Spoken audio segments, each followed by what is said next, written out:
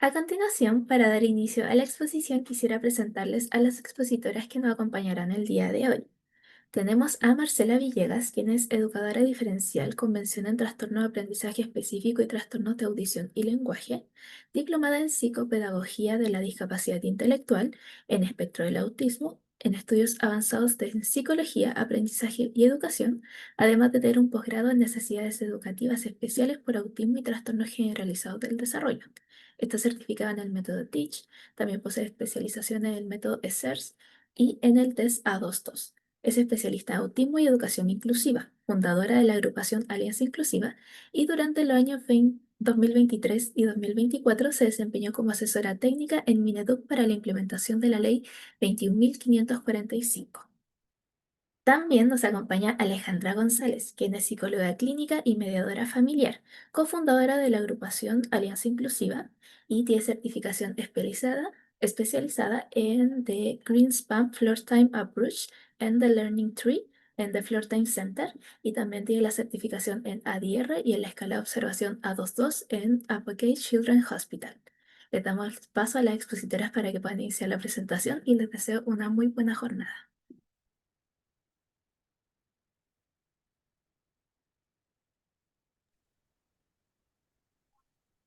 Muchas gracias, Javiera. Saludar a todos y todas que se conectan hoy día desde tantas partes de Latinoamérica, ya no solamente aquí en Chile, sino México, Colombia, Perú. Es un gusto y un placer encontrarnos con distintos compañeros y compañeras interesados en el bienestar de las personas neurodivergentes.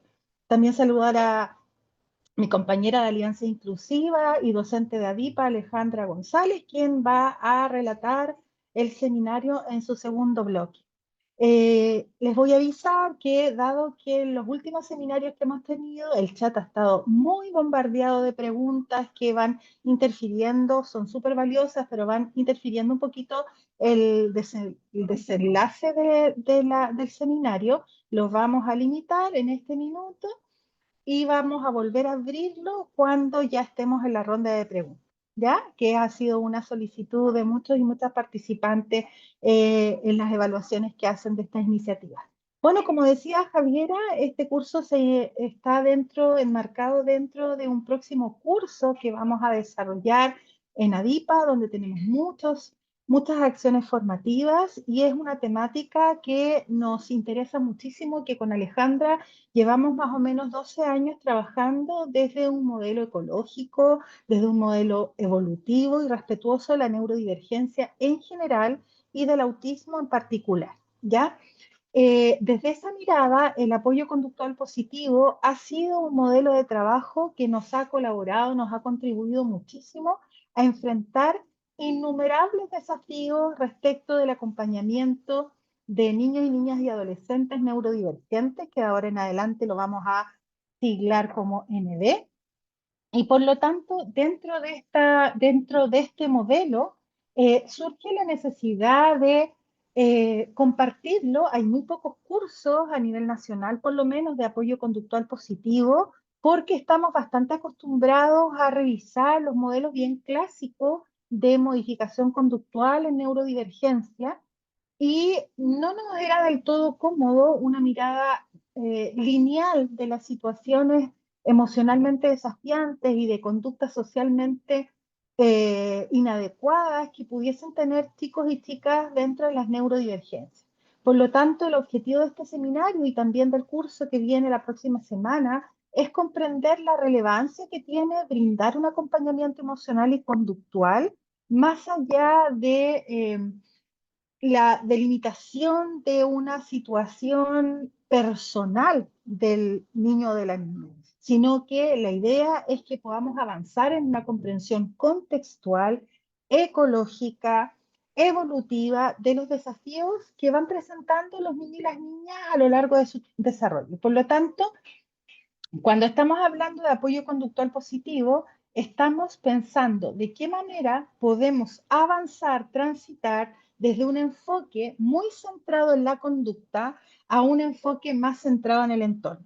Es decir, una mirada a quienes ya han tomado seminarios con nosotros, les debe parecer muy conocida esta pirámide que yo trabajo hace mucho tiempo, que es una pirámide que siempre está enfocada a calidad de vida y que por un lado desarrolla habilidades, pero mientras ajusta el entorno.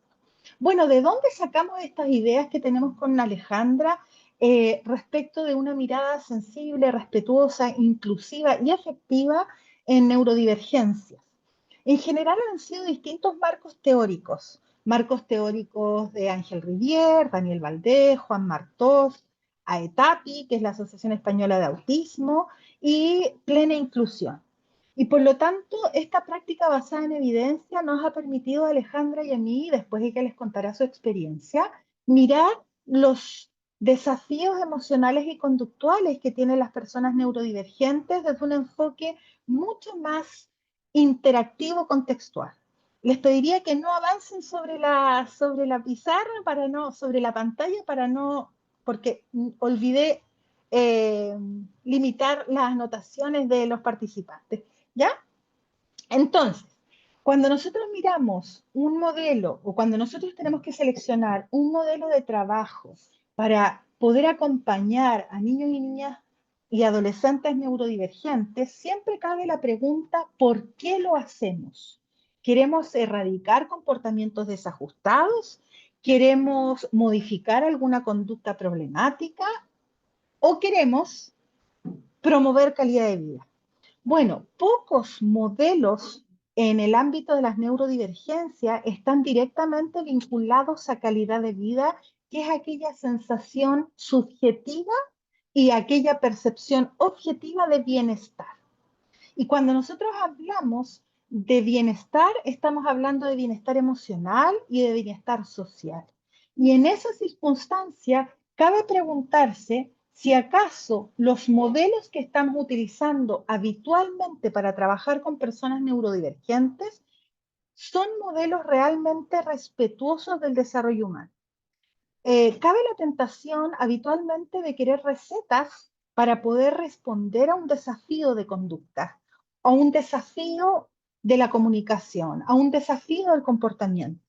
Pero lamentablemente hemos dejado atrás a muchos niños, niñas y adolescentes que presentan conductas que nos preocupan. Y por eso hemos querido presentar este seminario con este extracto de Plena Inclusión, donde nos hace reflexionar sobre qué estamos entendiendo por un apoyo que sea realmente democrático, realmente civilizado, realmente empático y ecológico, con situaciones donde tenemos niños y niñas y adolescentes que presentan comportamientos socialmente desajustados que generan un impacto sobre su vida y sobre la vida de su familia, la vida de sus compañeros. Y Plena Inclusión, esta organización que antes se llamaba FEAPS, española, ha hecho todo un trabajo en los últimos 30 años para poder posicionar a las personas con comportamientos desafiantes dentro de un ámbito de validación desde una mirada respetuosa de su humanidad, de su dignidad y, por supuesto, el apego irrestricto a sus derechos humanos. Y cuesta encontrar modelos de trabajo que estén apegados a esos lineamientos. Y con Alejandra, hace unos 12 años, hemos encontrado un modelo que en Chile todavía no es tan fuerte como nosotros quisiéramos, como nosotras quisiéramos. Y por lo tanto, esta experiencia de compartirlos a través de ADIPA ha sido un tremendo regalo. Y en el fondo la pregunta es si acaso los niños y niñas y adolescentes neurodivergentes, pensando por ejemplo en autismo, en discapacidad intelectual, en trastornos obsesivo-compulsivos, en dislexia, en déficit atencional, están recibiendo una respuesta y un acompañamiento y una corregulación realmente efectiva y realmente respetuosa. ¿Ya? Y lo que nos vamos encontrando es que son pocas las experiencias de un acompañamiento no solamente efectivo, sino que un acompañamiento que, siendo efectivo, sea respetuoso de su identidad neurodivergente. Y es eso lo que nos ha aportado el modelo de apoyo conductual positivo, que hoy día vamos a hacer una revisión restringida, pero que esperamos que sea un aporte en su formación profesional. Después, seguramente desde soporte van a compartir esta diapo, así que no se preocupen porque la van a tener en su poder mañana seguramente en la mañana. Y lo primero que cabe preguntarnos es, bueno, ¿qué vamos a entender por neurodivergentes? ¿Ya?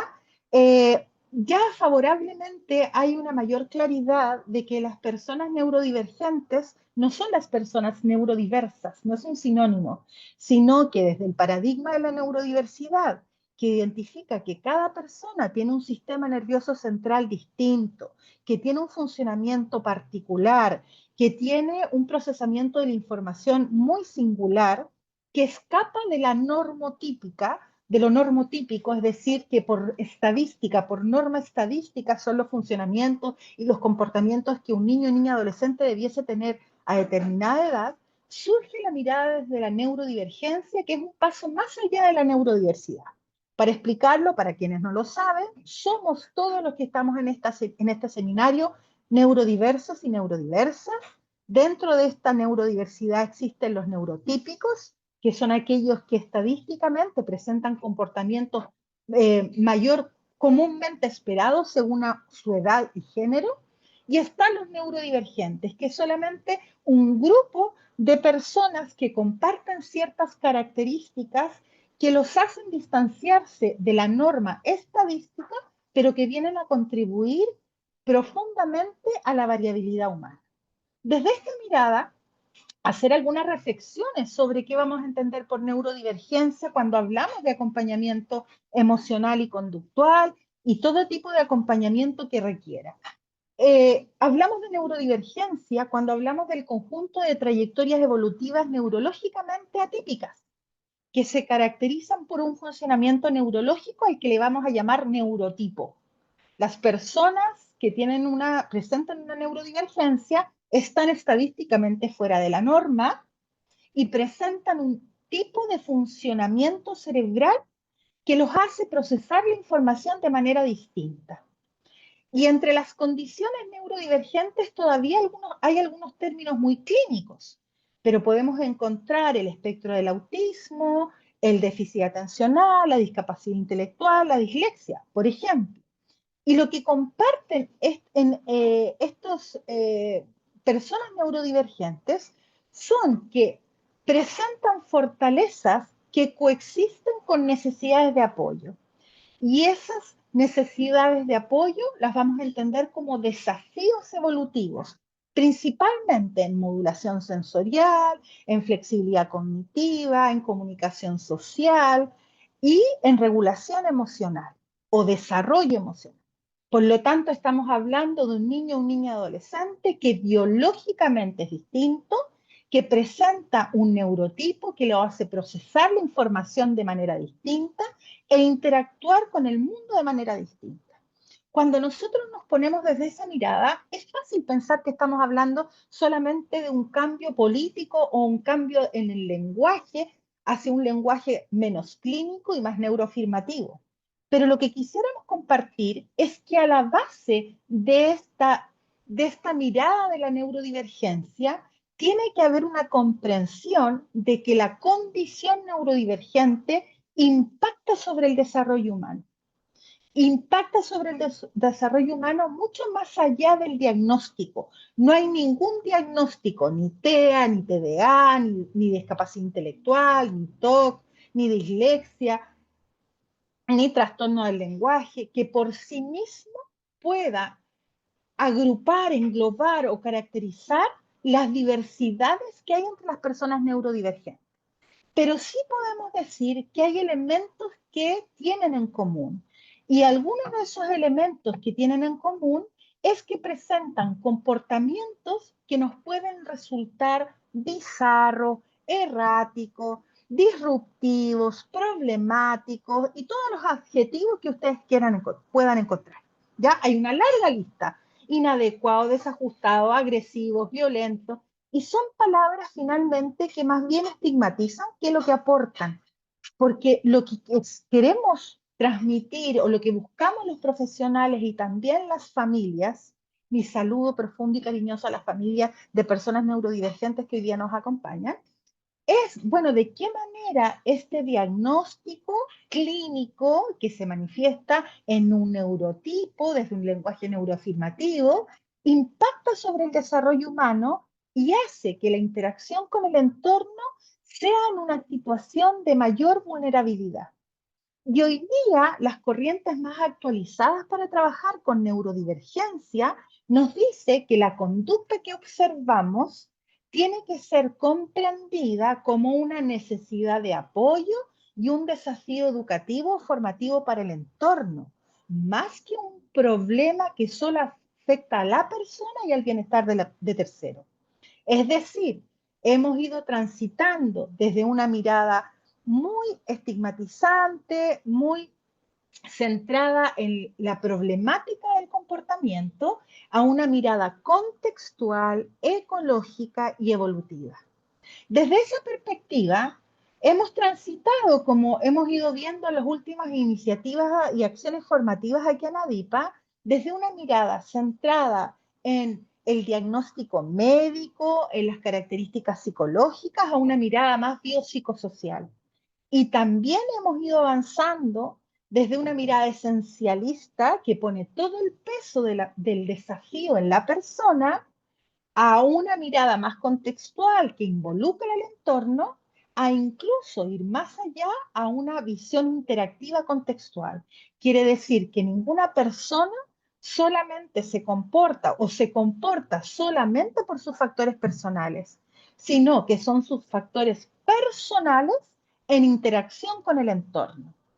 Ahora, ustedes se podrían preguntar, bueno, ¿y qué tiene que ver eso con apoyo conductual positivo? Porque hay una idea bastante errada que dice que el modelo conductual positivo tiene que ver con un reforzamiento positivo, es decir, poner atención sobre la conducta positiva como único elemento de trabajo en los comportamientos desafiantes o algunos comportamientos socialmente problemáticos como lo entendemos desde la mirada neurotípica. Pero lo que tenemos que darnos cuenta es que en los neurodivergentes hay elementos personales que se ponen en juego con elementos contextuales y los desafíos no son solo de la persona o son solo del entorno, sino que son de la interacción dinámica que transcurre en la relación y el procesamiento de la información entre la persona y su contexto, su entorno, su ámbito familiar y educativo. Ahora, en el ámbito, vamos a poner un foco, en el ámbito de las neurodivergencias, uno de los ámbitos de mayor vulnerabilidad biológica es el ámbito del desarrollo emocional, y que voy a agrandar un poquitito, ¿ya? El desarrollo emocional tiene distintas etapas y habitualmente lo que nos llama la atención es que un niño, una niña y un adolescente neurodivergente no logre su regulación emocional. Y hay como un abuso hoy día de esperar que este niño aprenda a autorregularse. Pero siempre hay que recordar que el desarrollo emocional que permite llegar a la regulación pasa por 4 estaciones previamente. Y esas 4 estaciones previamente están condicionadas por los factores biológicos del sistema nervioso central en interacción con un entorno que contribuye o no contribuye al desarrollo de esas habilidades emocionales que finalmente te van a permitir alcanzar una regulación después de los 12 años a lo menos. Por lo tanto, hablar de que un niño de 6 años neurodivergente pudiese autorregularse es un error. Y también esperar que un párvulo de 4 años logre la autorregulación también es un error, porque entre los 0 y los 8, incluso hasta los 10 años, lo que ocurre es la corregulación. Es decir, hay un otro que te contribuye, que te ayuda a gestionar tus emociones una vez que las identificaste, que las comprendiste, que las lograste expresar, que logras asimilar los eventos y las emociones, bueno, posteriormente es posible regular las emociones. Cuando tú regulas las emociones, tú puedes hablar de que la persona logra una adecuada gestión emocional desde una perspectiva social y saludable. ¿Qué pasa en neurodivergencia? Como venía diciendo anteriormente, en neurodivergencia, uno de los ámbitos de mayor vulnerabilidad frente al entorno y donde requiere de mayor acompañamiento, modelamiento, corregulación, contención, es el ámbito del desarrollo emocional. Y bueno, y ahí cabe preguntarse entonces, ¿de qué manera podríamos abordar estos desafíos emocionales y conductuales? Y cuando yo pensé en este seminario y dije, a ver, ¿cómo podría explicar de qué manera se abordan estos desafíos? Vamos a utilizar el cuento de los tres chanchitos, de los tres cerditos. En el cuento de los tres cerditos, tenemos un cerdito que construyó una casita de paja, ¿ya? Otra que la construyó de madera y otro que la construyó de ladrillo. Cuando llegan los desafíos del viento, que en este caso va a estar representado por el señor Lobo, ¿cuál es la primera casa que se va a deteriorar o la primera casa que salió volando?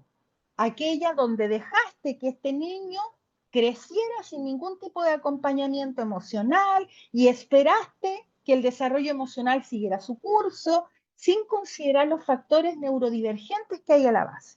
Seguramente se van a recordar que la casa de paja, de adobe, es la primera que sale volando, porque los fundamentos que pueden proteger a esa niña y a su adolescente, los factores personales y contextuales que le permiten enfrentar los desafíos del entorno, esta casa no la puede resistir porque no hubo un trabajo para poder construir con buenos cimientos aquella casita que lo va a proteger.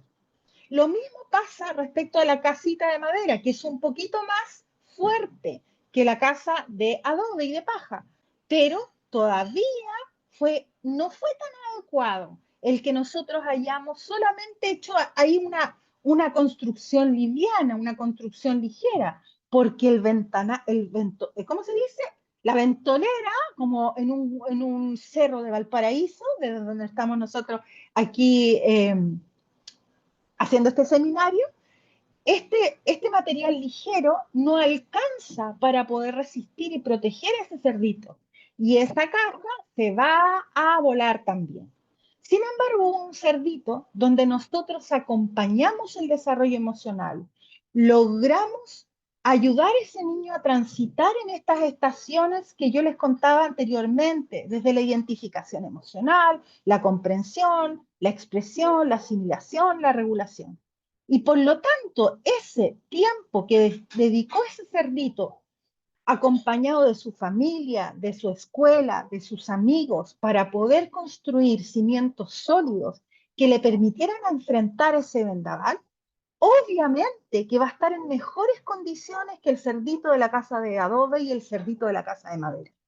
Y cuando nosotros nos preguntamos entonces cómo poder acompañar, nosotros tenemos que plantearnos que tenemos que buscar las prácticas basadas en evidencia que nos digan, no solamente son respetuosas, sino que son prácticas efectivas, que hacen que nos demoremos más, porque qué maravilla sería decir, mira, yo te voy a dar un medicamento, te voy a dar más risperidona, más sertralina, más metilfenidato, te voy a sancionar, te voy a suspender, te voy a castigar para que tú logres regularte. Pero eso es construir una casa de adobe, ¿ya? Y la real casa que nosotros requerimos, y podríamos decir como el real, verdadero refugio, es cuando tú te tomas el tiempo necesario para trabajar sobre el levantamiento de habilidades que le permitan a ese niño, a esa niña neurodivergente, enfrentar sus desafíos evolutivos con tranquilidad, sin estigmas, sin sanción, sin querer que dejen de ser neurodivergentes, pero generando un entorno protector con buenos cimientos para poder enfrentar ese lobo que viene con desafíos cuyo cerebro para cuyo cerebro los desafíos son mayores a los que podemos tolerar en la primera infancia.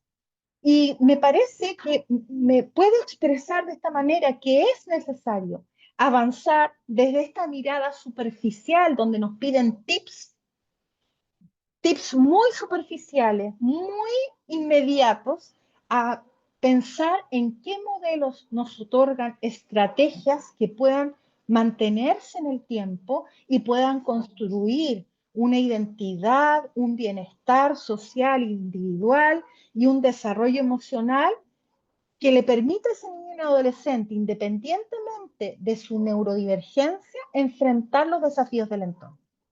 Ahora, esos desafíos del entorno, finalmente, los comportamientos que nosotros vemos son igual que el iceberg sobre el cual está este pingüino. Nosotros solamente en el comportamiento vemos la punta del iceberg. Y un iceberg que se derrite porque el entorno está con un calentamiento global, pero del terror. Y por lo tanto, en este calentamiento global que enfrenta este pingüino arriba del iceberg, este iceberg se empieza a derretir porque son muchos más los elementos que no vemos del iceberg de aquellos que sí vemos. Por lo tanto, un buen adulto protector, promotor, formador, sea familia, sea docente, sean asistentes de la educación, lo que vamos a tener que hacer es bucear para poder generar aprendizajes, enseñanza y contextos que le enfrenten factores personales y contextuales que hacen muy difícil la vida en ese iceberg. La modulación sensorial, por ejemplo, el que hace que este pingüino esté permanentemente en una situación, un estado de alerta, porque no sé sobre lo cual estoy pisando. Además, mi comunicación social como buen neurodivergente presenta un desafío evolutivo para ser efectivo, o por ausencia del lenguaje, o por un lenguaje no hablado, sino que solamente gestual, o por una discapacidad intelectual que no me permite profundizar en el contenido como a mí me gustaría, y un desarrollo emocional que requiere de mucho andamiaje para pasar de la identificación de la emoción a la gestión de las emociones. Y por lo tanto, tenemos que bucear para poder ayudar a este pingüino y para poder entender esta conducta, que es lo que yo veo del iceberg, y poder entender cuáles son las habilidades que están a la base del comportamiento. Y eso es el enfoque evolutivo y el enfoque ecológico del que estamos hablando y de donde vamos a insertar en unos minutos más el modelo de apoyo conductual positivo. Hubiese sido fácil empezar a hablar de apoyo conductual positivo hablando del apoyo conductual positivo, pero en estos años hemos aprendido con Alejandra que si no generamos una estrategia de aprendizaje profundo, los participantes de nuestras instancias formativas se quedan con el tips. Y el tips que estamos buscando no existe porque no hay una persona neurodivergente a otra y no hay un contexto que los acoja igual al otro. Ahora, desde esta perspectiva, habría que preguntarse entonces, ¿qué hacemos para ayudar a este pingüino? ¿Ya? ¿Qué hacemos? Y hemos identificado 4 elementos fundamentales. El primero, que requerimos que hacer una educación emocional intencionada. No basta solamente con desarrollar un trabajo en modulación sensorial o con pictogramas o con anticipación o con enseñanza estructurada. No basta porque esto de la neurodivergencia no es lineal, sino que es global, es integral, involucra distintos ámbitos del desarrollo humano. Pero lo que hemos aprendido es que requerimos para los neurodivergentes una educación emocional intencionada que reconozca y valore el neurotipo y la identidad neurodivergente. Por otra parte, necesitamos enseñar habilidades saludables de comunicación social, porque vamos a aprender que lo que yo comunico a través de la conducta es un ámbito de la función que tiene esa comunicación. Es decir, la conducta siempre está comunicando algo y que vamos a trabajar en unos minutitos más qué es lo que podría estar comunicando. Por otro lado, tenemos que ajustar el entorno y la demanda. Si nosotros decimos que estamos reconociendo la neurodivergencia desde un diagnóstico, entonces tenemos que ser consecuentes de entender la neurodivergencia desde el impacto de esa condición en el desarrollo humano. Y por lo tanto, vamos a reconocer siempre que un neurodivergente en nuestra escuela, en nuestra casa, nuestros hijos, nuestros estudiantes, nuestros usuarios, requieren de un acompañamiento y de una corregulación. ¿Por qué? Porque por sí solo el entorno se les hace muy desafiante y este lobo grande o este sol que genera el calentamiento global es superior a lo que biológicamente yo puedo responder. Ahora, esa mirada de qué hacer, de cómo educar emocionalmente, de cómo desarrollar habilidades sociales y comunicativas saludables, de qué manera ajustar el entorno y acompañar y corregular, puede ser a través de distintos modelos. Hay tres grandes modelos para trabajar en neurodivergencia. Esto es una síntesis, me van a disculpar por esa síntesis, pero ya por el 2007, Ricardo Canal, un psicólogo de la Universidad de Salamanca, del INICO, estableció como una revisión de qué tipo de trabajos habían para niños y niñas que presentaban condiciones diversas del neurodesarrollo. E identificaron tres. Primero, los modelos clásicos, los modelos conductuales, que trabajan sobre la teoría conductual, que va a explicar Alejandro en unos minutitos más, en donde lo importante es hacer una modificación o una consolidación de una conducta. Se modifica una conducta desajustada y se consolida una conducta ajustada, efectiva o funcional. Y esos son los modelos conductuales que hay de distintas diversidades dentro del modelo conductual, pero que están centrados en la conducta. Por otra parte están los modelos cognitivos, que hoy día tienen mucha más fuerza, que ponen atención sobre el procesamiento de la información que hace la persona. Y ya dijimos que neurodivergencia es sinónimo de neurotipo. Y por lo tanto, este neurotipo neurodivergente implica pensar y comprender profundamente cómo procesa la información ese niño, esa niña y ese adolescente y cómo interactúa con el entorno, porque siempre hay una lógica. Ninguna conducta es porque sí, de la nada. No, lo que puedo decir es que no me di cuenta, no sé por qué, pero no es de la nada, no es porque sí, sino que todo comportamiento y toda conducta tiene una razón y tiene una función. Bueno, y después pasamos a los modelos vinculares naturalistas, que hoy día han tomado mucha más fuerza también a partir de los aprendizajes basados en rutina, a través de vínculos de seguridad, de afecto, en donde los contextos naturales de desarrollo humano, que en niño, niña y adolescente son la familia y la escuela y el grupo de pares, pueden ser canalizadores, catalizadores de un desarrollo humano socialmente saludable. No estamos hablando de si una conducta es positiva o negativa, sino que estamos hablando si una conducta es saludable o no saludable. ¿Cuándo es saludable y no saludable? Cuando le genera bienestar o le genera malestar. Si yo me siento bien conmigo mismo y bien con el entorno, voy a estar en una situación emocionalmente desafiante. Si yo estoy en una situación que me genera incomodidad, ansiedad, ira, irritabilidad, temor, seguramente voy a estar en una situación poco saludable, tanto yo como mi entorno. Y por lo tanto, desde esa mirada, en la búsqueda de práctica basada en evidencia, nosotros como profesionales de apoyo de personas neurodivergentes hemos ido transitando en los últimos años hacia el apoyo conductual positivo, que es un modelo norteamericano que surge allá por el 2000, por el 1990, 2000, en donde se señala como una alternativa a los modelos conductuales clásicos, avanzando a una mirada más ecológica del comportamiento de una persona neurodivergente.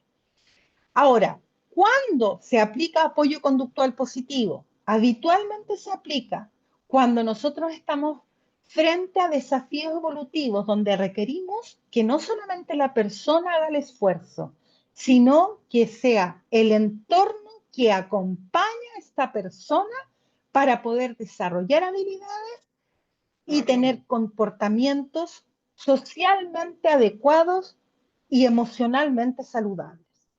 Este apoyo conductual positivo ha sido muy desarrollado a través de plena inclusión. que es un organismo español, que era el antiguo FEAPS. ¿Y qué dice el apoyo conductual positivo? Dice tres grandes cosas.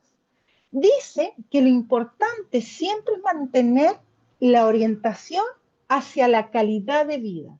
El apoyo conductual positivo como estrategia alternativa al modelo conductual clásico, que incorpora ciertos elementos cognitivos y vinculares, pone atención sobre la calidad de vida. El apoyo conductual positivo nunca ha tenido el propósito de modificar alguna conducta desajustada. El real propósito del apoyo conductual positivo es contribuir al bienestar de la persona. Por lo tanto, cuando me dicen, mira, queremos erradicar algunos comportamientos desajustados, por lo tanto vamos a utilizar estrategias de apoyo conductual positivo, lo primero que vamos a decir con Ale va a decir, a ver, stop. El apoyo conductual positivo no es para erradicar comportamientos inadecuados, porque lo que entiende el apoyo conductual positivo es que el comportamiento eh, no positivo, es decir, un comportamiento desajustado en relación al contexto, es una señal de un malestar a la base. Por lo tanto, en la medida que tú contribuyes al bienestar, va a disminuir el comportamiento desajustado. ¿Y qué hace el apoyo conductual positivo? Está orientado a reforzar comportamientos prosociales como estrategia de erradicación y mitigación de comportamientos no deseados. ¿Cuál sería un comportamiento no deseado? Morder en vez de pedir, gritar en vez de dar una lámina, tirarme al suelo y golpearme en vez de pedir ayuda, golpear a mi compañero en vez de gestionar el conflicto con un adulto de referencia, pedir a través de un gesto en vez de pedir quitando. Por lo tanto, el foco no está en el comportamiento desajustado, el foco está en el comportamiento socialmente saludable, que genera bienestar a la persona y bienestar para los otros. Ahora, ¿cómo lo hace? Y ahí le vamos a ir dejando espacio a Alejandra, que nos va a ir contando de cómo verlo desde una perspectiva un poquito más clínica, porque yo obviamente como educadora diferencial siempre lo veo desde una perspectiva formativa, pero la combinación con la clínica, ahí es donde resulta una maravilla. Primer elemento, el primer principio es hacer un análisis funcional de la conducta, que la Ale lo va a explicar en profundidad. Promover habilidades alternativas, conductas socialmente adecuadas y percepción de gratificación. Yo me siento querido, respetado, validado, contento, quiero ir al colegio, quiero participar del grupo, quiero jugar con los otros, quiero hacer mi mochila porque me genera gratificación. Y el otro principio es ajustar razonablemente el entorno al perfil de apoyos de la persona. No podemos seguir pensando que la persona tiene por sí sola la obligación de construir la casa de cemento del cerdito mayor. Ese cerdito que construyó la de adobe, ese cerdito que construyó la de madera, hizo lo que pudo cuando no le brindé apoyos. Lo intentó, hizo su mayor esfuerzo, pero fue insuficiente. Su mamá, su papá hicieron su mayor esfuerzo y no fue suficiente. Y ahí estamos los profesionales para poder sostener esta empresa, este emprendimiento, de poder proyectar de qué manera esta niña autista, este niño autista, puede transitar saludablemente en la interacción con su entorno, aún y por sobre su condición neurodivergente, que no es un problema. Para el apoyo conductual positivo, también para la visión evolutiva y ecológica de la neurodivergencia, la condición en sí misma no es el problema. El problema es la restricción y la limitación de los apoyos que hay en el entorno para poder hacerlo. Y ahora, ir terminando con lo que nos va a explicar Ale desde una perspectiva más clínica. Dale, Ale. Sí. Hola, ¿cómo están? ¿Me escucho bien, Marcel? Sí, bien, ya. Bien, continúo entonces. Tú me vas pasando las diapos, ¿ya? Vale. Entonces, bueno, la mayoría de nosotros, ¿cierto? Hemos tenido cercanía con niños o niñas y hemos escuchado hablar de conductas desafiantes o de estudiantes que presentan desregulación emocional, ¿verdad? Y en general, como familias, como profesionales, siempre se nos forma para controlar, ¿ya? Para corregir para, digamos, reducir estas conductas que muchas veces pueden ser un desafío, ¿cierto? Y que no son tan ajustadas. Y ojalá disminuirla lo más rápido posible, ¿verdad? Y en ese camino, muchas veces sin querer, podemos terminar olvidando algo que es súper importante y que es que toda conducta, como decía Marx en un principio, es una forma de comunicar, ¿cierto? Y que detrás de lo que alguien hace o lo que detrás de alguien de lo que deja de hacer hay una necesidad, ¿ya? Y una manera distinta de que puede ser de entender la realidad o una dificultad para expresar lo que siente o lo que necesita también, y que eso lo encontramos mucho en neurodivergencia. Entonces, el apoyo conductual positivo lo que nos hace es que nos invita a dejar de centrarnos en el problema, en lo que no funciona, y empezar a mirar a la persona de manera completa, ya con las fortalezas, con la vulnerabilidad, pero además con el contexto.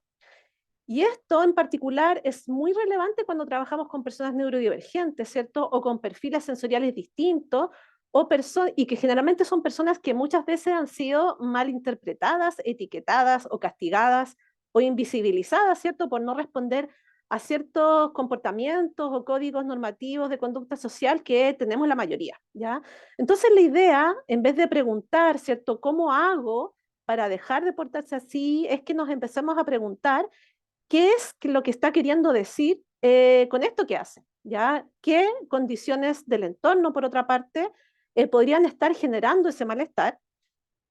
Y además, ¿qué apoyos son los que necesita la persona para poder participar, para poder aprender o a veces simplemente para poder sentirse mejor, ¿ya? Y ese es el corazón del apoyo conductual positivo, que es contribuir a un bienestar y una calidad de vida, no es la erradicación solamente de conducta. Entonces, esta estrategia que sí tiene una base que es científica, porque se desarrolló a partir de lo que eran los principios del ABA, ¿ya? Que era como el modelo más antiguo, y que se desarrolla a partir de esta psicología conductual, pero ha ido evolucionando muchísimo, ¿cierto? Gracias al diálogo que hay en relación a la calidad de vida y que también las voces de las propias personas neurodivergentes que han dicho, por un lado, que no quieren más intervenciones o apoyo que los borre como persona, que los controle como persona o que los obligue a actuar como personas que no son, finalmente, ¿cierto? Sino que apoyos que tengan de base comprender quiénes son, ¿cierto? Y con esta dignidad y sobre todo hacia ese bienestar. Entonces, si pensamos en el apoyo conductual positivo, por ejemplo, en el contexto educativo, obviamente nos va a ayudar a entender el por qué un estudiante se desregula en la sala de clase, ¿cierto? O por qué repite ciertas conductas o por qué se aísla. Y lo que nos va a ayudar a hacer es a intervenir o apoyar de manera preventiva, ¿cierto? Ajustando el entorno, es decir, qué es lo que nosotros podemos hacer para que esa conducta no se produzca, como decía Marcela también, a enseñar nuevas habilidades y a generar planes que son colaborativos, porque esto de este modelo no es algo que se pueda aplicar por una persona o por un terapeuta, sino que al estar incluido todo el contexto es algo que es colaborativo y que es un plan finalmente como el que está establecido en los planes de acompañamiento emocional y conductual, que es el PAEC, ¿cierto? Que es del ámbito educativo, que finalmente tiene como estos principios también, ya por algo ha surgido como una respuesta en el contexto educativo, que bueno, no sé si saben, pero Marcela está detrás de todo lo que es el PAEC y bueno, la estructura base que tiene es un modelo que es preventivo. Y por otro lado, desde el ámbito más clínico, para las personas que trabajamos de manera individual con los chicos, nos permite igual trabajar, ¿cierto?, desde un enfoque que es más respetuoso, que con niños, adolescentes o adultos incluso que necesitan apoyos concretos para manejar ansiedad, impulsividad, etcétera, ¿ya? Ahora, esto del positivo, ¿cierto? Cuando decimos apoyo conductual positivo, lo que nosotros es que estamos hablando de apoyar desde la comprensión y no desde el control, ¿ya? Es como ese es el principio principal. Y por otro lado, si hablamos como de los pilares del apoyo conductual positivo, que son los que aparecen ahí, ¿cierto? Primero, uno de ellos es el análisis funcional de la conducta. eh, y aquí es que muchas veces cuando una persona, ya sea un niño o adolescente, presenta una conducta que nos parece problemática, lo primero en general, ¿cierto?, que nosotros tendemos a hacer es buscar formas de eliminar esta conducta, ¿cierto? Y se aplican castigos o se entregan reforzadores que muchas veces no tienen sentido, o se dan órdenes o se intenta distraer sin entender el fondo de lo que está pasando. Pero el análisis funcional de la conducta lo que pide hacer es algo distinto, y es que nos detengamos, que observemos y que nos preguntemos y podamos conectar algunos puntos que nos den alguna respuesta. Entonces, ¿qué es lo que nosotros nos vamos a preguntar?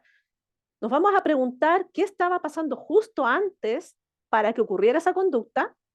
También vamos a mirar qué hizo el entorno después que ocurriera esa conducta que estamos observando y que nos resulta desafiante.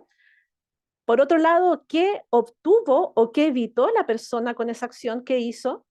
Y con estas preguntas lo que nosotros vamos a hacer es que vamos a ir descubriendo si esa conducta está sirviendo para pedir ayuda, para escapar de una situación que es abrumadora, para expresar un malestar o para regular incluso una sobrecarga sensorial o emocional, ya que muchas veces, claro, nosotros no vamos a poder percibir, pero si nosotros indagamos, conversamos con la familia, tenemos oportunidad de dialogar con esa persona, nos va a decir aquello que le está molestando y que es aquello que podemos evitar.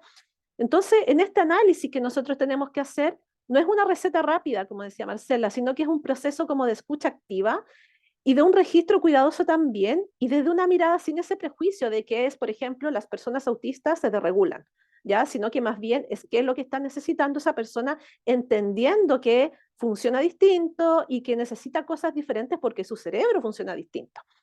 Entonces, lo que tenemos que hacer es, como de manera clave, ¿cierto?, es involucrar a la propia persona, a las familias, a los docentes, a los terapeutas, y no analizar desde el escritorio, sino que ir a la vida real y ver qué es lo que está sucediendo, ¿cierto?, en cada una de las situaciones y hacer este análisis funcional que nos va a permitir tener algunas ideas de qué es lo que puede estar afectando, qué es lo que puede estar necesitando, qué es lo que está queriendo evitar. Por otro lado, ¿cierto?, cuando hablamos de desarrollos de habilidades alternativas, eh, en el fondo es ofrecer a la persona formas mucho más eficaces y seguras y más sostenibles también para poder alcanzar aquello que quiere o para poder evitar eso que está evitando o poder comunicar el malestar que puede estar sintiendo de una manera mucho más adaptativa. Entonces nos tendremos que centrar en cómo vamos a enseñarle esa conducta que es alternativa y que es mucho más adaptativa a la que está observando, pero que va a tener la misma función, es decir, obtener, evitar, manifestar, ¿cierto?, un malestar o una necesidad, ¿ya?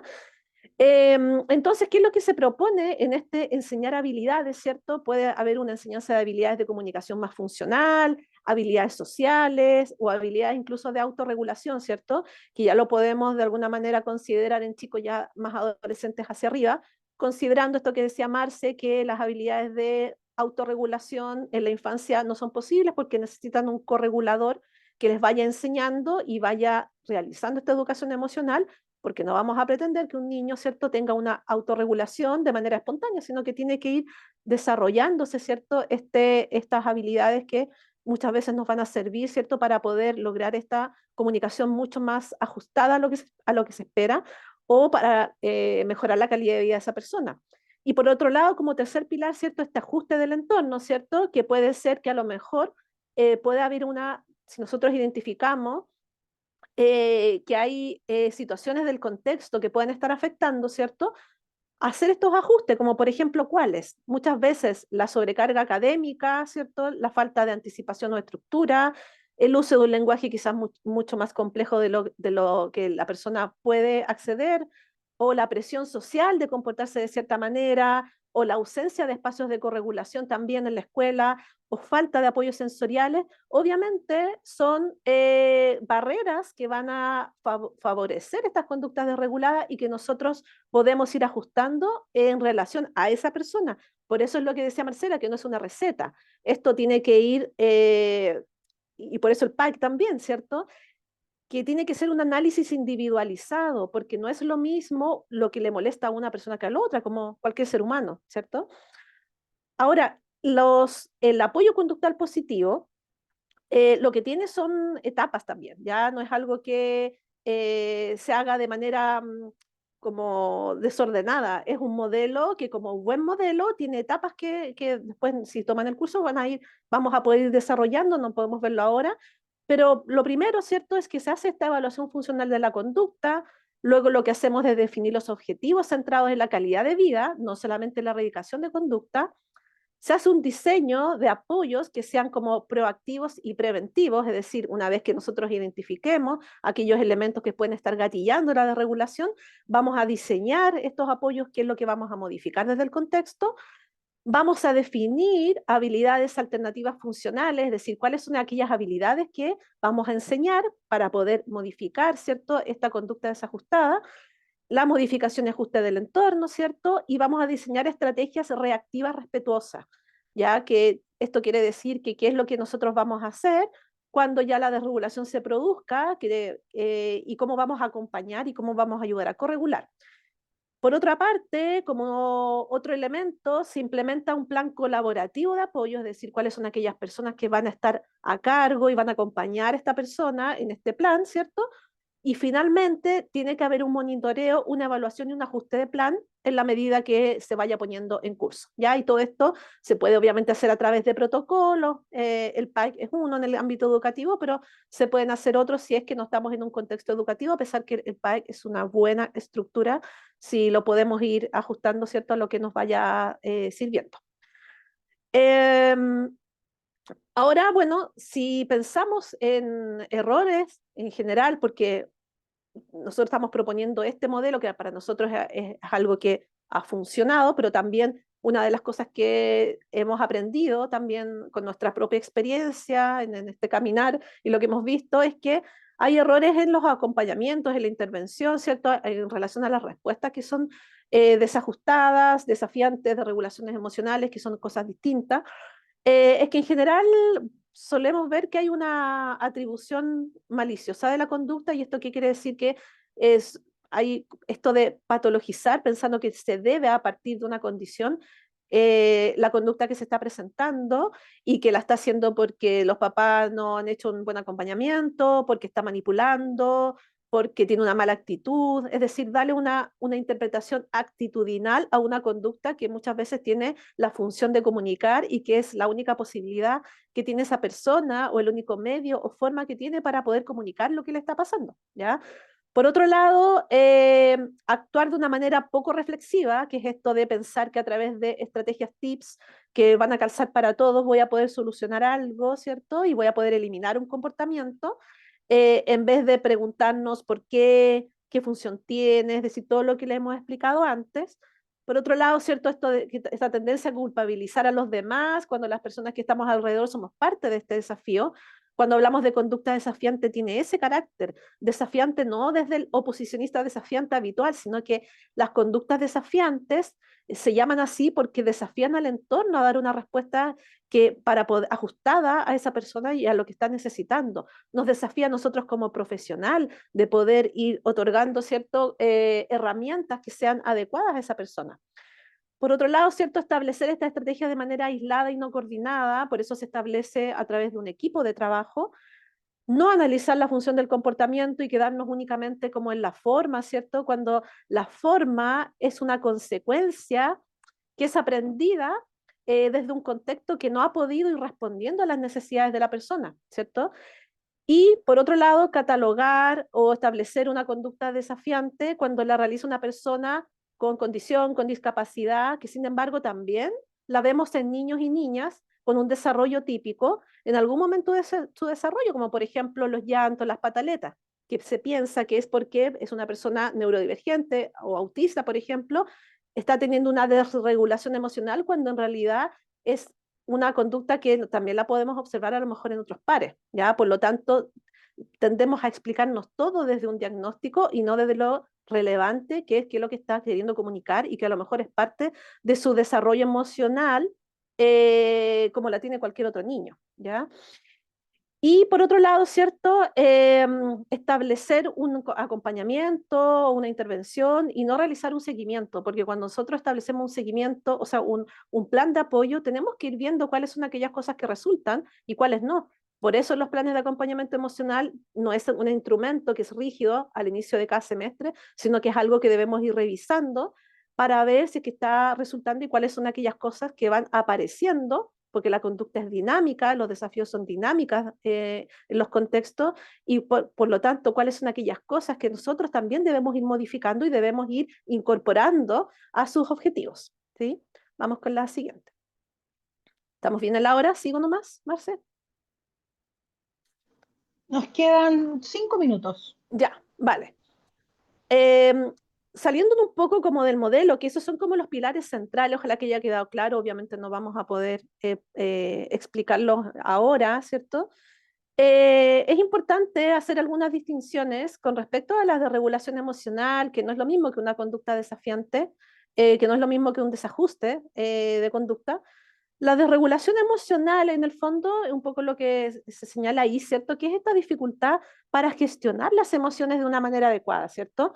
Y puede manifestarse de distintas maneras. Entonces, la vemos en situaciones como de explosiones emocionales, pero también, y que es algo que muchas veces no se considera, en situaciones, por ejemplo, de aislamiento, de ansiedad o derechamente de conductas que son más como de tipo disruptiva, ¿cierto? Y que finalmente, estas desregulaciones lo que hace principalmente es afectar al bienestar de la propia persona, pero también afecta muchas veces al contexto y al proceso de aprendizaje, por ejemplo, si estamos en un contexto escolar de todo el grupo, porque obviamente hay que parar y hay que atender esta desregulación emocional para saber cómo poder acompañar a esta persona, ¿cierto?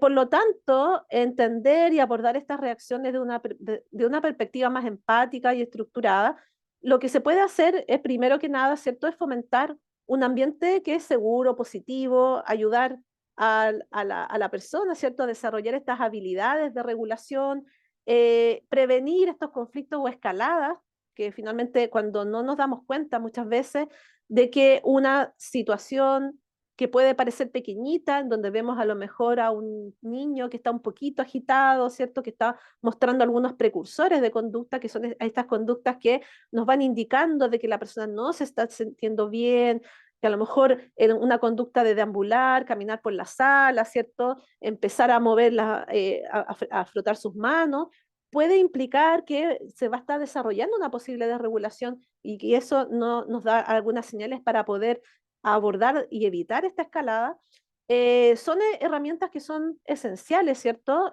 Para poder ir abordando esta situación de las desregulaciones emocionales que obviamente a través del apoyo conductual positivo se pueden abordar, ¿ya? La desregulación emocional es parte de aquellas cosas que podemos abordar desde este modelo. Ahora, ciertas estrategias como generales, ¿cierto? Ante una desregulación emocional, como yo les decía, el ambiente predecible en general es algo que a todas las personas nos ayuda muchísimo, en neurodivergencia aún más, ¿cierto?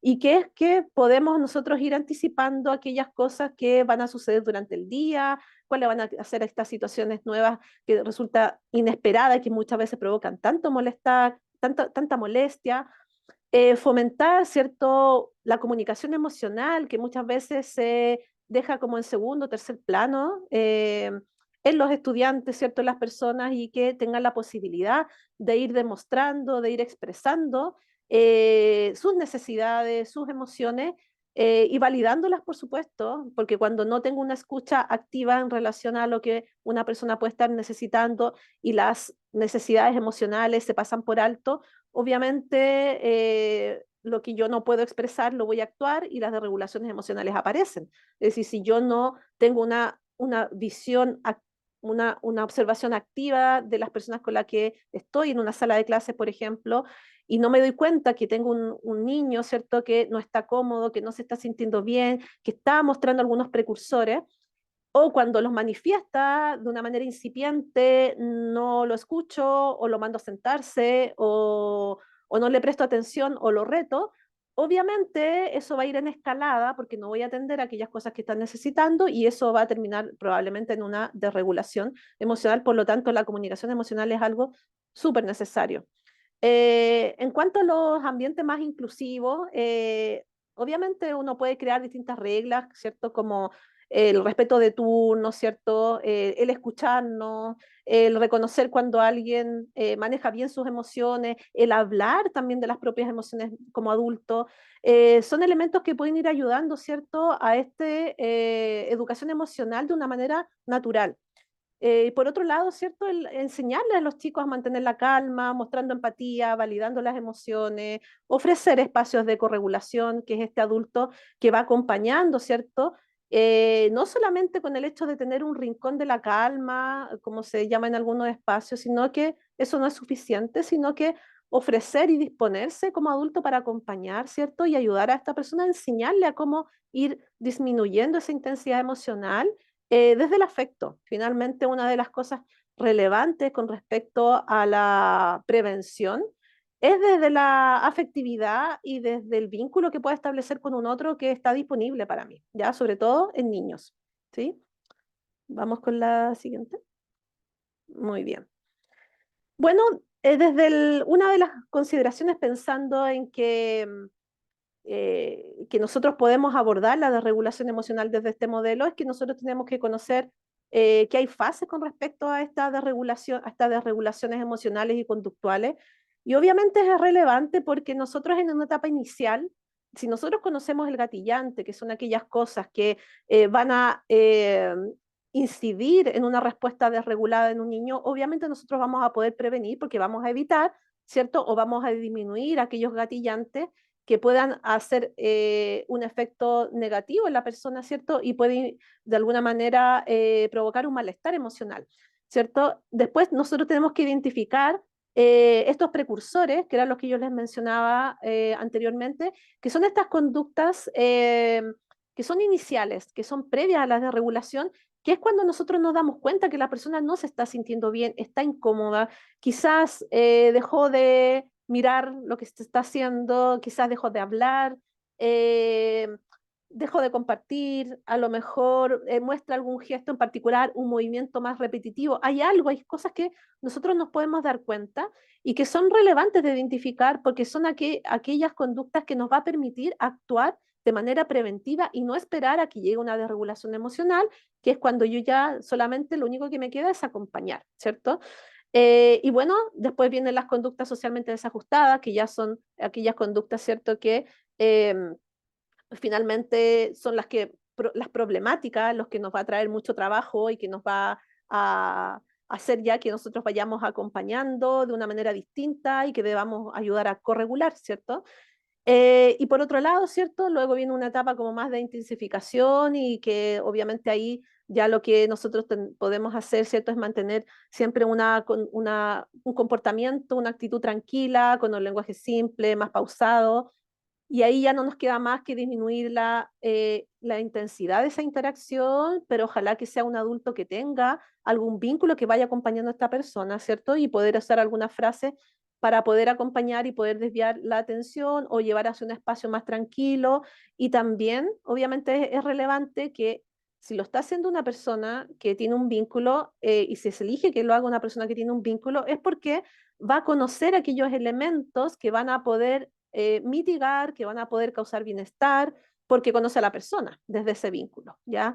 Por eso no se recomienda que en estas situaciones, cuando ya la conducta explota, ¿cierto?, sean personas que sean desconocidos, o sea, en la medida que se pueda, ojalá que sea una persona cercana, que pueda conocer y que le pueda dar sensación de seguridad, ¿ya? Para que se deje acoger, abrazar, si lo permite, ¿cierto? Ya después en la etapa ya más de explosión, obviamente, lo que tenemos que resguardar, y ahí una cosa que es relevante, que se habla muchas veces el tema de la contención física, solamente la contención física es permitida y se puede utilizar cuando pone en riesgo la seguridad de la propia persona y de otros, a los que están alrededor, ¿cierto? Y obviamente solamente en esa situación.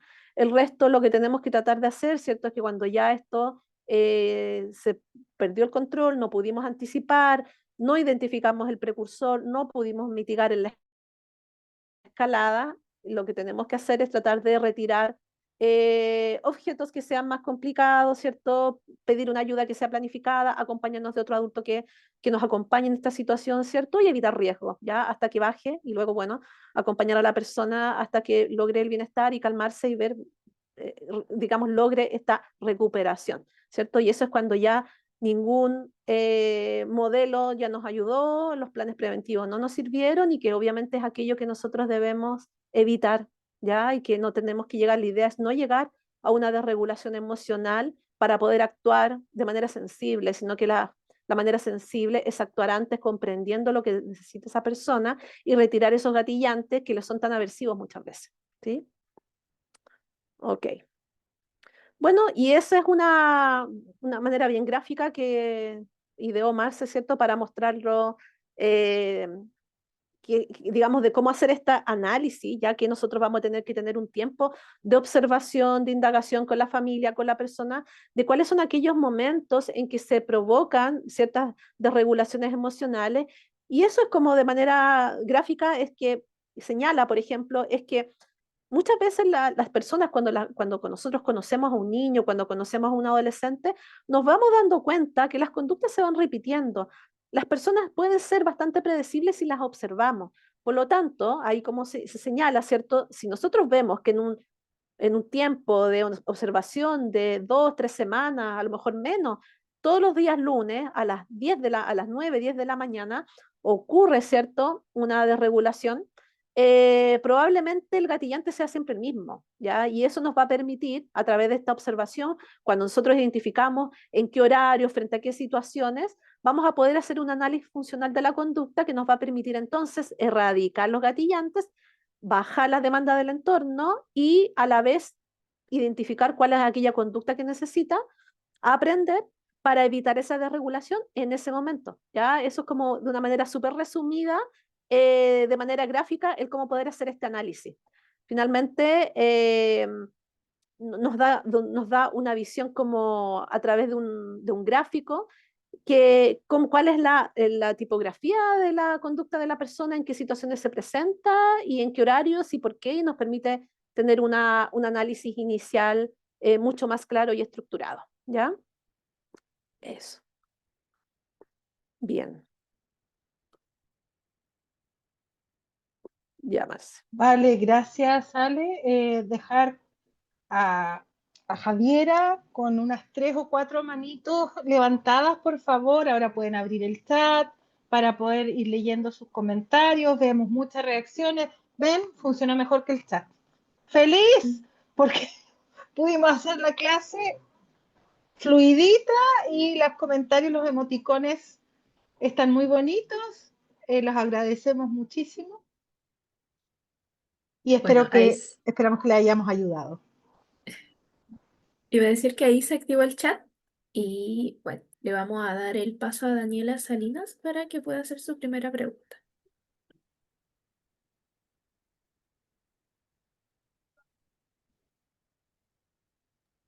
¿Me escuchan? Sí. Bueno, Hola, Daniela. hola Marcela, buenas noches a todos. Primero, un honor, un gustazo escucharte de nuevo. Siempre uno aprende otras cosas. También Alejandra. Quiero hacer una cosa, a lo mejor me voy a salir de todo lo que han hablado en este momento, pero necesito ayuda que a lo mejor otras personas están en la misma situación. ¿Qué puedo hacer yo como apoderada? Pertenezco a una agrupación del colegio Mis Hijos en Talca. Ya somos muy poquitas las familias. Pero ¿qué podemos hacer nosotros para acercarnos al colegio, que nos escuchen y poder acercarnos a esos apoderados, a esas familias que sus hijos son neurotípicos, ¿no es cierto? Y hacerles entender, explicarles de alguna manera esto, llevárselo a... yo sé cómo hacerlo, ¿ya? Pero ¿cómo hago para que me escuchen el establecimiento? Solamente esa pregunta. Me estoy saliendo a lo mejor de todo contexto, pero dije, debo aprovechar esta instancia para hablar con Marcela y preguntarle, porque sé que tu agenda está súper copada por WhatsApp, por Instagram, pero no puedo perder esta oportunidad. Esa es Sí, solamente mi pregunta. Daniela, yo sigo lamentando que lo estés pasando tan mal en el colegio y espero que tu ahínco y tu anhelo se mantengan, ¿ya? Cuando yo, en mi trayectoria me dice que cuando ya no es posible el diálogo con el establecimiento, lo que uno tiene que pedir es un amigo extranjero que medie. Ya el sistema tiene un mediador para eso, que es la superintendencia, pero a veces no da abasto. Quizás es necesario buscar algún equipo que pueda mediar con el establecimiento, porque si no puede la superintendencia de educación, bueno, entonces que sea un equipo experto en la temática, que pueda dialogar de manera privada con el equipo directivo del establecimiento. Y ya sabemos que los neurodivergentes requieren de transformación de la cultura, ajuste en los dispositivos de gestión, es como un mantra mío. Transformación de la cultura, ajuste en los dispositivos de gestión, fortalecimiento de prácticas pedagógicas inclusivas. Y el primer elemento es el donde tenemos el problema en Talca, en el espacio que tú me has contado y que seguramente hay muchos que están en la misma situación. Entonces, el primer elemento es buscar de qué manera culturalmente podemos hacer una transformación en ese espacio, porque te podrías descrestar con todo tu ahínco y todo tu ímpetu y todo tu profesionalismo, pero si la cultura se sigue resistiendo a dialogar, va a ser difícil.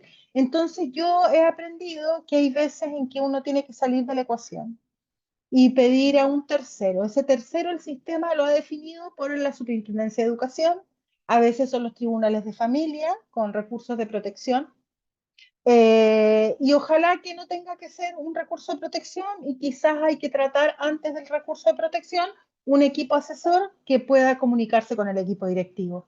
¿Ya? Yo digo que son como estas tres alternativas. Opción A, un equipo asesor que pueda intermediar, la Superintendencia de Educación que solicite un diálogo entre las partes y tercero ya es un recurso de protección los tribunales de familia. Y eso es lo que yo te sugeriría. Ahora tú vas a saber cuál es. Ahora, yo soy un descalabro con las agendas, pero Alejandra es una maravilla. Por lo tanto, no insistan conmigo. Al tiro a la Alejandra. Ella lo sabe hacer. Yo no sé. Un abrazo, Dani. Un abrazo enorme.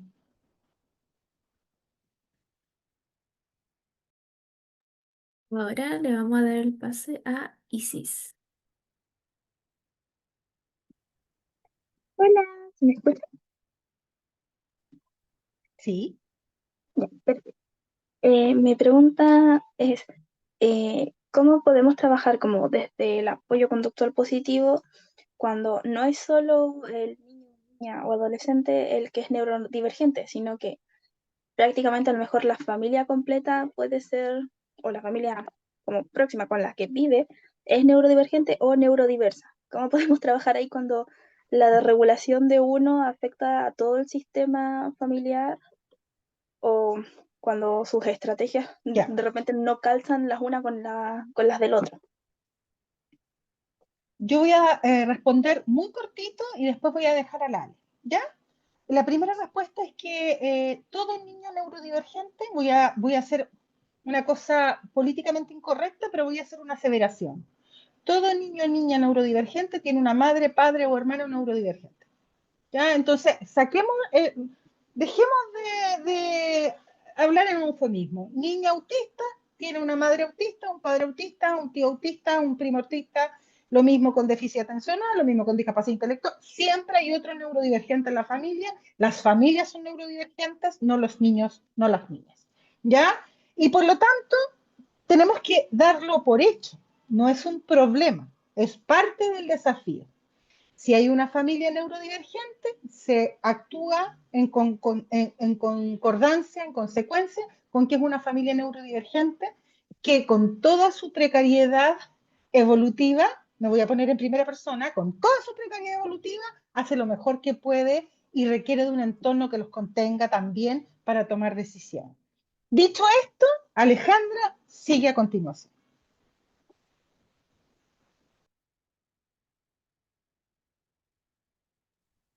Un segundo, segundo. Ya. Yo creo que sí, que tú lo dijiste bien. No hay que asumir que por ser neurodivergentes tienen menos capacidad para apoyar, como que eso es lo primero, ¿cierto? sino que más bien puede ser incluso un plus porque nosotros podemos valorar incluso la experiencia vivida que ellos tienen, ¿ya? Porque obviamente eso permite comprender mucho más profundamente a su hijo, ¿ya? Entonces, lo primero es eso, como que lo hablamos en general en la presentación, que es este prejuicio, ¿ya? Por otro lado, si nosotros sabemos de que son una familia que necesita ciertas herramientas y ciertas estrategias, lo que nosotros tenemos que es entregar, ¿cierto? Esa información en formatos que sean también accesibles, ¿cierto? Para esa familia. Quizás con escritos, es decir, evitar un lenguaje que sea muy clínico, muy técnico, preguntarles, por ejemplo, cómo prefieren recibir la información, ¿cierto? Que muchas veces uno piensa que si le escribe va a quedar súper claro, o un audio y a lo mejor necesitan algo mucho más organizado, entonces uno debe ajustarse a cómo esa familia funciona, ¿cierto? Y a lo mejor uno puede darles pautas bien estructuradas, ayudarles a establecer espacios a lo mejor sensoriales en casa, señales visuales, en fin, como ir adaptando el funcionamiento finalmente. Uno tiene que dar desde quiénes son las personas, ya no desde lo que uno cree o desde lo que uno está acostumbrado como profesional. Hay que ser flexibles, ¿ya? Eh, y por otro lado, ¿cierto? Yo creo que validando también esa experiencia, ya como desde la validación afectiva y entendiendo que también son personas que a lo mejor, o si son padres, que necesitan también un acompañamiento y un apoyo y dar espacio para hablar de aquellos desafíos que tienen como familia y no obviarlos, sino que más bien incorporarlos y tratar como dar un apoyo que sea mucho más integral y no solamente focalizado hacia el niño, ¿ya? Yo creo que es eso, tiene que haber un diseño como un plan familiar que aborde, ¿cierto?, los desafíos de regulación. Es como sería como un desafío compartido, ya no hacerlo de manera tan individual, es decir, un modelo que sea mucho más centrado, como en un plan, como más centrado en la familia que solamente individualizado hacia ese niño, sino que es como identificar que todos necesitan ayuda para calmarse a veces, que en esta casa se habla de manera directa, que lo nombramos, lo pedimos y podemos aprovechar esta misma estrategia para todos aquellos que lo necesiten. O sea, yo creo que se incluye eso, ¿sí?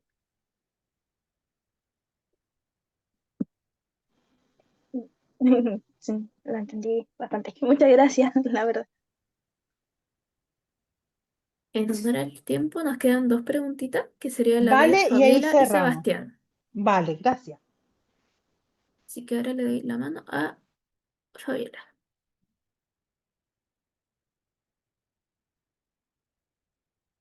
¿Javiera o Fabiola? Fabiola, a ti. Ah, hola. Bueno, primero que todo, agradecer enormemente el espacio. Creo que es un tema que nos invita a reflexionar en torno a la importancia que hoy día tiene el ir abriendo estrategias nuevas para el trabajo con niñeces neurodivergentes que de alguna manera pueda ir transformando estas acciones como permanentes vinculadas a lo punitivo. Y yo quedo bastante contenta, por un lado, con todos los contenidos que sin duda me imagino que se profundizan en el curso de apoyo conductual positivo, pero ahora más que nada quería como preguntarle a a las expositoras eh, en cuanto a si existen o cómo ven ustedes el contexto no solo educativo, sino que sociofamiliar a la hora de pensar en implementar este modelo, porque estamos habituados a que existan otros modelos, otras estrategias frente al acompañamiento de las niñeces neurodivergentes, tanto en los espacios educativos como en los contextos familiares e incluso en los espacios sociales donde las niñeces confluyen. Entonces, eh, ¿qué podían como mencionar o sugerir a la hora de este desafío imperioso que surge para quienes trabajamos con niñeces neurodivergentes al momento de pensar en implementar este modelo? Bueno, favorablemente, Fabiola, este modelo se está implementando en el país. Se llama Sí, PAEC. Empezamos por los sí, sí, autistas.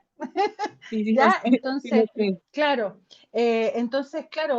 hace 10 años, si me lo hubieras preguntado, yo hubiese pensado que era inviable, pero la vida es súper generosa y nos ha permitido avanzar en política pública cuando nunca lo imaginamos. ¿Ya? Entonces yo no desisto. Lo que yo siempre planteo, esto es muy personal, es que tenemos que empezar a repensar la escuela desde otra lógica. Yo no entiendo la escuela pensada en esa escuela que seguramente estás pensando tú. ¿Ya? Y ese es el gran cambio, porque si yo sigo pensando en la escuela que yo tenía, que tengo guardada en este conocimiento colectivo, esta escuela punitiva, esta escuela donde hay 2 recreos de 15 minutos cada uno, donde hay 50 niños por curso, donde una vez al semestre tengo reunión con los apoderados, esa escuela es producto de una precariedad del sistema, pero no tiene nada que ver con desarrollo evolutivo. Entonces, la escuela hoy día a nivel latinoamericano no representa las necesidades de nuestras niñeces, lo que representa es la precariedad económica del sistema educativo. ¿Ya? Entonces yo trato de no juntar las dos problemáticas. Una cosa es la problemática evolutiva. Tenemos niños y niñas neurodivergentes cada vez más en el aula, con familias neurodivergentes, bienvenido sea, no es un problema, sino un desafío tremendo y maravilloso que a veces hace llorar y otras veces hace sonreír, como todo en la vida. Y otro tema es cómo yo levanto sistemas educativos tremendamente precarios que tienen a un docente con 40 niños. ¿Ya? Entonces, el modelo apoyo conductual positivo, yo nunca me caso con los modelos. ¿Por qué? Porque el modelo no es lo importante es el bienestar de la persona. Si ustedes logran un bienestar de la persona con yoga, maravilloso. Si lo logran con pilates, si lo logran con caballos, si lo logran con delfines, estupendo. Lo que tenemos nosotros hoy día es una estrategia formativa que nos ha ayudado a nosotras. Entonces, el primer elemento es un mantra. El primer elemento es cultural. Cómo yo visualizo la escuela, cómo yo observo el espacio formativo. La escuela es más allá que sus paredes.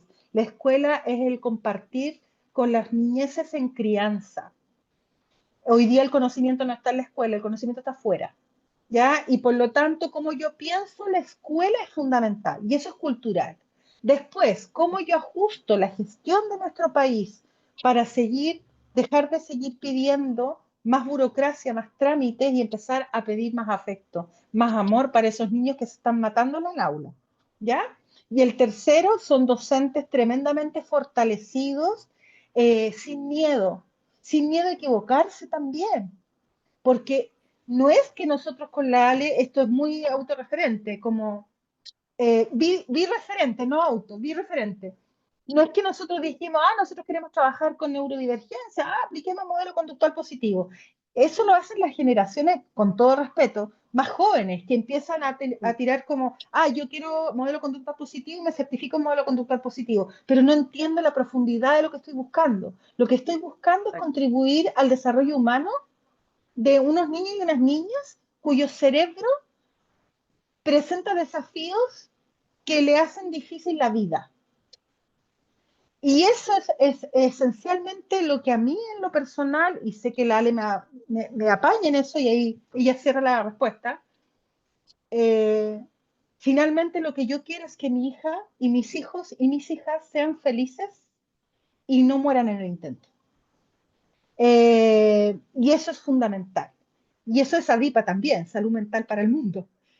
¿Qué queremos? Queremos niños que se comporten bien, o sea, niños que aprenden siendo felices, viviendo una vida que valga la pena ser vivida. Y eso es lo que yo espero que sea la escuela. Entonces, en una escuela, como se piensa habitualmente la escuela, por supuesto que este modelo se hace agua, porque el modelo parte por un cambio cultural.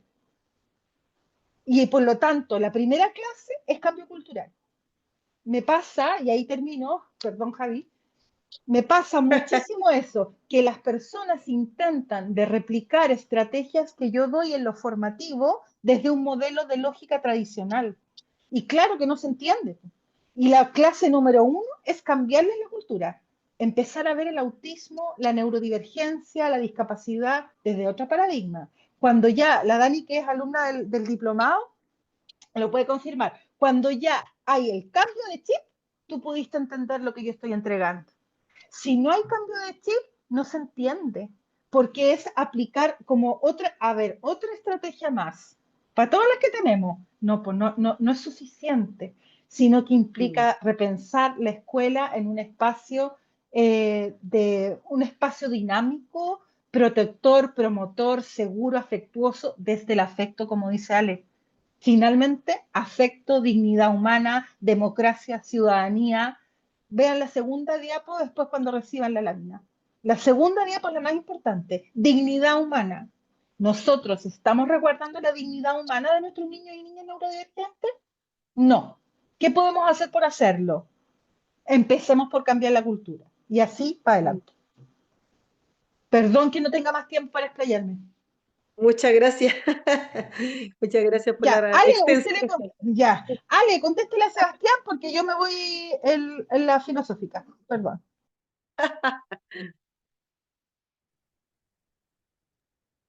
¿Qué Ahí, dice Sebastián? Sebastián. No sé qué.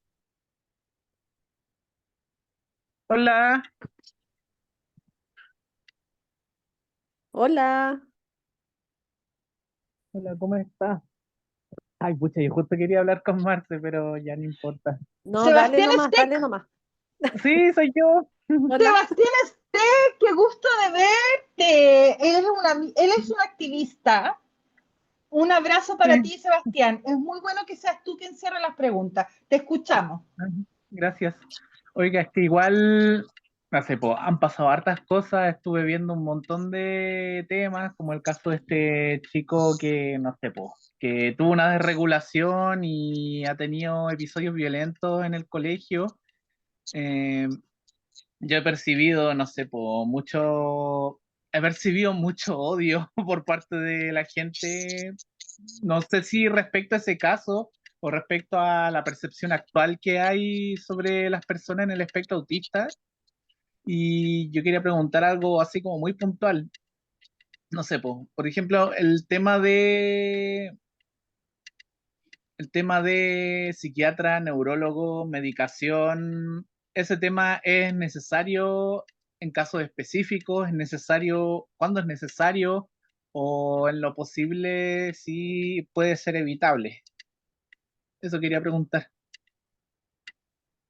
Ale, ¿puedes partir tú? Porque yo me perdí una parte de la pregunta, en la mitad, por cosas de señal. ¿Puedes empezar tú? Ya. Preguntaba Sebastián si es que era necesario, ¿cierto? Frente a situaciones de regulación como el de un caso, que no sé específicamente cuál era el que hablaba, de un chico que se había desregulado y me imagino que habrá pasado algo complejo, El que él ha chico que salió en las sentido noticias, el que le cuál. pegó con una escoba a una profesora. Sí, Ah, el del sur, sí, el primero, marzo, la tercera semana de marzo, sí. ¿Y si era necesario qué? si era necesario acompañamiento médico, psiquiatra, neurólogo, en fin. Ya. El Dale nomás. Pero yo me abordaje, refiero así sí, como en general, si todos los sí, casos Sí, son necesarios o sí, solamente, sí, no. en todos los casos. Mira, la perspectiva de neurodivergencia debe ser, desde la buena práctica, siempre biopsicosocial. Ya siempre es necesario porque es una condición, y voy a hablar en tercera persona con mucho respeto por la comunidad autista que está presente, ya siempre es odioso, así que mi respeto por la comunidad autista que hoy día nos acompaña. Si hiero alguna susceptibilidad, por favor, me disculpan. Eh, La condición implica un neurotipo. Por lo tanto, hay un elemento biológico también de por medio que no tiene que ver con la patologización, no es desde la perspectiva médica, pero sí requerimos una comprensión biológica de la condición neurodivergente, cualquiera sea. Desde una perspectiva biopsicosocial, después viene lo psico, de manera de entender cómo está procesando la información la persona. Y después lo social, que tiene que ver con los apoyos formativos y comunitarios. Por lo tanto, yo creo que cualquier persona neurodivergente, cualquier ser humano, tiene derecho a tener la mirada completa, global, porque hay muchas situaciones que tienen un corte médico, por ejemplo, un trastorno del sueño que genera mayor irritabilidad, no tiene que ver con una situación contextual, sino que es un trastorno del sueño, una epilepsia no convulsiva que no me haya dado cuenta, un tumor en el prefrontal, una agenesia del cuerpo calloso. Hay muchas razones biológicas que están a la base de un comportamiento también. No solamente es el contexto, son factores personales e interacción con el contexto. Por lo tanto, creo que una mirada biopsicosocial es fundamental en todos los casos. De manera preventiva se va, no de manera reactiva. En el caso de este chico, todo se hizo tarde, todo se hizo después. Y finalmente pagaron los costos él, su familia y la profesora. Y el sistema completo les falló. Por lo tanto, mi invitación para todas las neurodivergencias es siempre un abordaje biopsicosocial que permita mirar el ser humano de manera integral y no parcelada. Y estoy muy agradecida de que te hayas unido, Seba. Un tremendo abrazo de parte de Ale, de parte mía, de parte de Alianza Inclusiva. Muchas gracias por todo el trabajo que has desarrollado en todos estos años como activista por el autismo. Así que un besote para ti, ¿ya? Gracias. No es Ya mucho, pero se hace lo que se puede. todo suma. Así que un tremendo abrazo, compañero. Un abrazo. Gracias. Ya, Javi, te devolvemos. Muchas gracias. No, en general agradecer a tanto a Marcela como a Alejandra por la exposición, por la presentación, también a todas las personas que estuvieron ahí participando tan activos. Un último momento para que dejemos invitado el curso que van a impartir. ¿Ale? La Ale se demora más en activar su micrófono. Sí, ya, perdón. Rápido, Ale, Aquí estoy. rápido, rápido. Ya, bueno, dejar los invitados. Bueno, esto va a tener para los que quieran después tomar el curso, que ya es como vamos a explicar más en profundidad todas las etapas, pero también, como dice Marce, lo importante, siempre partimos en la primera clase, como tratando de hacer un poquito este cambio de alguna manera de perspectiva, este cambio cultural que es difícil porque la corriente nos lleva hacia otro lado siempre, pero el poder mirar la neurodivergencia desde otra mirada, desde esta mirada neuroafirmativa que es una mirada contemporánea, muy positiva, muy bonita, muy humana, para luego irnos a la estrategia. Como decía Marcela, las estrategias finalmente se ponen al servicio, son mejorables, son modificables, las podemos tener a disposición. Nosotros somos bastante eclécticas, se dice, como tomamos distintas herramientas que nos pueden ir ayudando en las distintas situaciones, porque lo que nos sirve en una situación, en un caso, no nos puede que no nos sea tan útil en otro. Entonces la idea es ir como desde esta mirada siempre como respetuosa, ir a pudiendo aprender métodos, estrategias, certificaciones y ponerlos finalmente al servicio. No es para el servicio de uno, para llenarse uno de certificaciones y poder acompañar desde quién es uno, sino que ponerlos al servicio de aquellos que nos necesitan y que aquellos que acompañamos todos los días. ¿Ya? Entonces, esta es una propuesta, es un modelo que quisimos presentarles, que ADIPA nos invitó a presentarlo de manera formal. Nosotros en nuestras distintas instancias formativas lo hemos dado algunas pinceladas, es primera vez que nosotros lo vamos a enseñar de una manera más estructurada desde el modelo, pero siempre tener en cuenta esto, que los tips no existen, que la primera parte de la formación es comprender la neurodivergencia o las necesidades de apoyo desde otra mirada y luego meternos hacia el modelo. Va a ser una formación y un curso que va a tener 3 clases, que van a ser 3 jueves. Entonces, para aquellos que les interese y sienten que les ha hecho algún sentido y que les gustaría profundizar, también les va a servir muchísimo a aquellos que están trabajando con PAEC, si aquí hay profesionales que les toca levantar estos planes de acompañamiento, creemos que es un curso que les puede ser útil porque el corazón del PAEC es de alguna manera tiene muchas cosas de este modelo. Así que eso, dejarlos invitados para los próximos 3 jueves para aquellos que quieran participar. Y gracias por la confianza, por habernos acompañado. Lo mismo, invitarlos y agradecer enormemente a cada persona, cada familia, cada persona autista que todos los días lucha por un entorno más sensible, más amoroso, más respetuoso con el colectivo neurodivergente, sea cual sea la condición que hay a la base. Muchísimas gracias por ese compromiso y también gracias a Javiera por hoy día monitorear también este encuentro y la dejamos ahora a cargo del buque. Un beso, un abrazo a cada uno de ustedes. Gracias, Ale. Buenas noches, a descansar y la Javi queda a cargo. Ahora nos toca el sorteo.